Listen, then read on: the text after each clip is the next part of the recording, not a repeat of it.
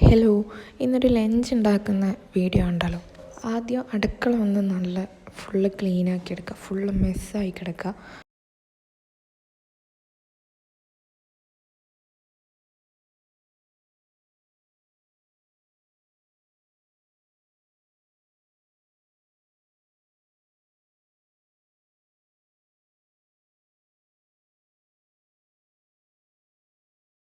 അപ്പോൾ അടുക്കളയൊക്കെ full ക്ലീനായി, full സെറ്റായി.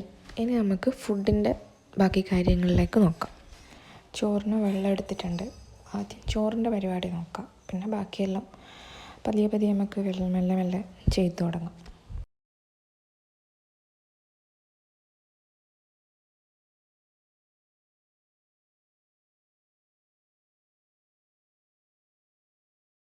ഇനി അരി കഴുകി വൃത്തിയാക്കാം. ഇനി ഇത്രയും ഞാൻ അരി എടുക്കുന്നുള്ളൂ. ഉച്ചക്ക് എനിക്ക് മാത്രമേ ആവശ്യമുള്ളൂ ഇപ്പോൾ ചോറ്. അതുകൊണ്ട് തന്നെ രാത്രി ഞങ്ങൾ ചോറ് കഴിക്കാറുമില്ല. അതുകൊണ്ട് ഒരു നേരത്തെ എനിക്ക് മാത്രം ഞാൻ ചോറ് വെക്കുന്നതാണ്. വെള്ളം പതച്ച് വരുന്നുണ്ട്. നമുക്കിനി മെല്ലെ അരി ഇട്ട് കൊടുക്കാം. ഞാൻ അരി ഇട്ട് കൊടുക്കുമ്പോൾ സാധാരണ ഇങ്ങനത്തെ ഒരു കയ്യിൽ വെച്ചിട്ടാണ് അരി വെള്ളത്തിലേക്ക് ഇടാറ്. സ്വതവേ ഇപ്പോൾ തുടങ്ങിയതല്ല, എൻ്റെ വീട്ടിൽ നിന്നായാലും എൻ്റെ അമ്മ പഠിപ്പിച്ചതാണ്. കൈ കൊണ്ടിടുമ്പോൾ തിളച്ച വെള്ളം നമ്മുടെ കയ്യിൽ പെട്ടെന്ന് തുള്ളി വീഴാണ്ടിരിക്കാൻ വേണ്ടിയിട്ട് ഇങ്ങനൊരു കയ്യിൽ വെച്ചിട്ട് സാധാരണ ആക്കാറ്. എല്ലാ വീട്ടിലും ഇങ്ങനെയാണോ എനിക്കറിയില്ല.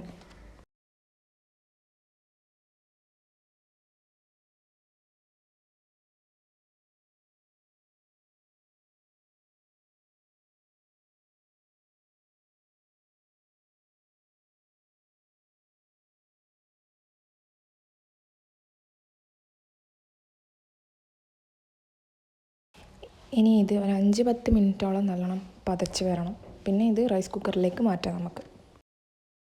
അത് പതച്ച് വരുമ്പോഴേക്കും നമുക്ക് കറീൻ്റെ പരിപാടി നോക്കാം. കറിക്ക് ഉള്ളി, തക്കാളിയും ബാക്കി സാധനങ്ങളെല്ലാം ഞാൻ എടുത്ത് വെച്ചിട്ടുണ്ട്. കറി എന്താ ആക്കുന്നതെന്ന് ചോദിച്ചാൽ ഞാൻ സോയാബീനെ കൊണ്ടുള്ള എന്തെങ്കിലും ഒരു ഇതാക്കാമെന്ന് വിചാരിക്കുന്ന. ഉള്ളിയും തക്കാളിയെല്ലാം വാട്ടി ഒരു സോയാബീൻ ജസ്റ്റ് ഒരു ചോറിൽ ഒരു കറി പോലെ അങ്ങനെ ആക്കാമെന്ന് വിചാരിക്കുന്നു. അപ്പോൾ എല്ലാം മുറിച്ച് സെറ്റാക്കി വെച്ചിട്ടുണ്ട്.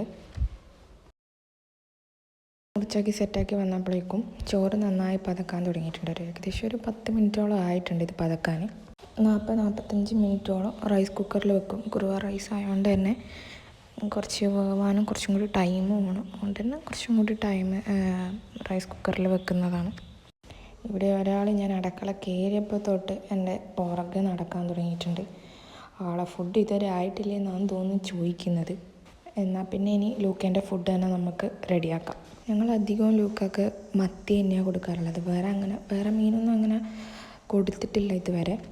മത്തി നന്നായിട്ട് പുഴുങ്ങിയിട്ട് അതിൻ്റെ കൂടെ ഇതുപോലെ ഒരു ഉരുളക്കിഴങ്ങോ അല്ലെങ്കിൽ ക്യാരറ്റോ അല്ലെങ്കിൽ മത്തനോ ഇങ്ങനത്തെ ഒക്കെയാണ് കൊടുക്കാറുള്ളത്. എനിക്ക് മുമ്പൊന്നും ഈ പേർഷ്യൻ ക്യാറ്റിനെ ഒന്നും വളർത്തി ശീലമില്ലാത്തതുകൊണ്ട് തന്നെ ഇതിൻ്റെ ഫുഡും കാര്യങ്ങളൊക്കെ എങ്ങനെയാണെന്ന് എനിക്ക് ഒരു ഐഡിയ എനിക്കില്ലേനു. പിന്നെ ഇങ്ങനെ യൂട്യൂബിൽ ഓരോ വീഡിയോസൊക്കെ കണ്ട് പിന്നെ ChatGPTനോട് ചോദിച്ച് അങ്ങനെയൊക്കെയാണ് ഇത്രയും ഫുഡിലേക്ക് പോയത് നമ്മൾ. വെള്ളം നല്ലോണം തിളക്കാൻ തുടങ്ങിയിട്ടുണ്ട്. ഇനി നമുക്കിതിൽ സോയാബീൻ ഇട്ട് കൊടുക്കാം. എനിക്ക് മാത്രമായതുകൊണ്ട് തന്നെ ഞാൻ കുറച്ച് സോയാബീനേ ഇടുന്നുള്ളൂ. അത് അത്യാവശ്യം ഇനി 1-2 മിനിറ്റോളം നന്നായി തിളച്ച് നല്ലോണം വെന്ത് വരണം. ലൂക്കൊക്കെയാണെങ്കിൽ ഇതുപോലത്തെ ഒരു പാത്രത്തിൽ ഏത് നേരമാണെങ്കിലും ഞങ്ങൾ 2 മത്തിയേ കൊടുക്കാറുള്ളൂ. അധികം ചിലപ്പോൾ ഉച്ചക്കോ അല്ലെങ്കിൽ രാത്രിയോ ആയിരിക്കും ഞങ്ങൾ മത്തി കൊടുക്കാറുള്ളത്. അങ്ങനെ ഇങ്ങനത്തെ ഒരു പാത്രത്തിലിട്ടിട്ട് നല്ലോണം വേവിച്ചിട്ട് ഉടച്ച് കൊടുക്കുക ചെയ്യാറ്.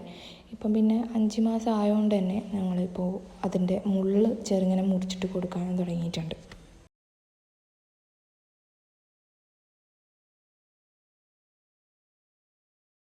അങ്ങനെ സോയാബീൻ നല്ലോണം വെന്ത് വന്നിട്ടുണ്ട്. അതിലെ വെള്ളമൊക്കെ ഊറ്റിയെടുത്ത് ഒരു പാത്രത്തിലേക്ക് ഇട്ട് വെക്കുന്നുണ്ട്.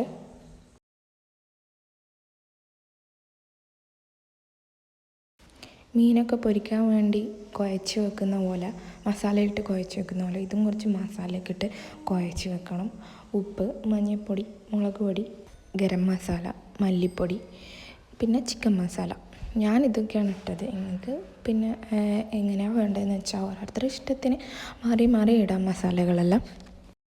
പിന്നെ ഇതിൽ ജിഞ്ചർ ഗാർലിക് പേസ്റ്റും കൂടി ഇട്ട് കഴിഞ്ഞാൽ അതിൻ്റേതായ ഒരു ടേസ്റ്റും കൂടി കിട്ടും. പിന്നെ അതിൽ കുറച്ച് മല്ലിച്ചപ്പും കൂടി ഇട്ട് നന്നായി നല്ലോണം ഒന്ന് മസാലയും ആ ജിഞ്ചർ ഗാർലിക് പേസ്റ്റും എല്ലാവിടെയും എത്തുന്ന വിധത്തിൽ നന്നായി കുഴച്ച് വെക്കണം.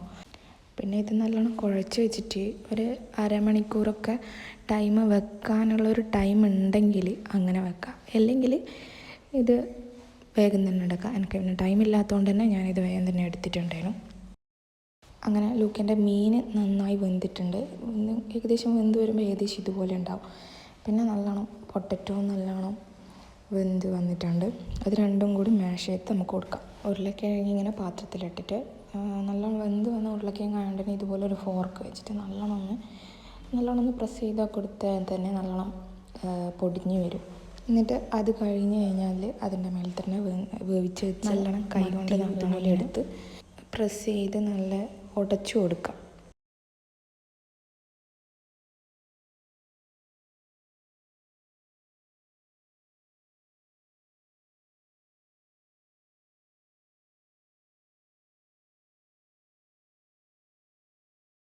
അങ്ങനെ ലുക്കിൻ്റെ ഫുഡായിട്ടുണ്ട്. എന്നാൽ പിന്നെ ലുക്കൊക്കെ അങ്ങ് കൊടുത്താലോ.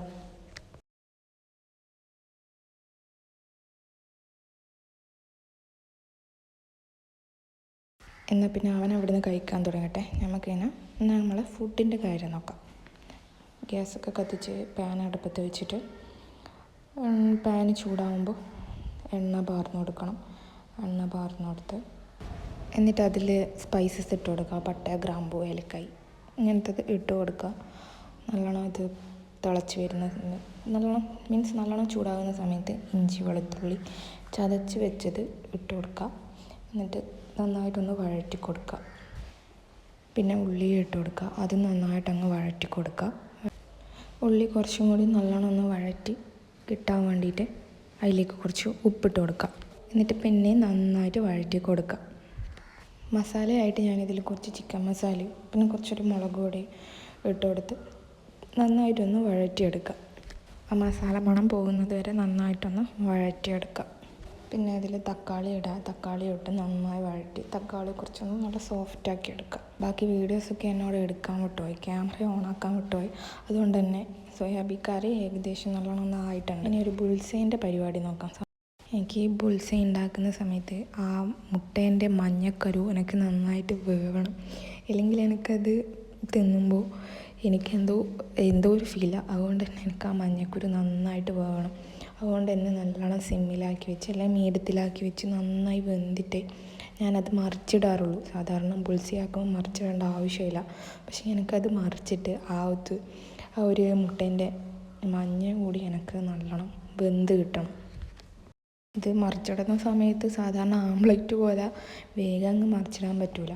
കുറേ ഇങ്ങനെ തട്ടി നോക്കണം. അങ്ങനെ തട്ടി നോക്കിയിട്ട് ഇത് മറിച്ചിടാൻ പറ്റുള്ളൂ. അങ്ങനെ ഒരുവിധം ഞാൻ മറിച്ചിട്ട് കൊണ്ടുവന്നിട്ടുണ്ട്. എന്നാൽ പിന്നെ ഫുഡ് കഴിക്കാൻ തുടങ്ങിയാലോ.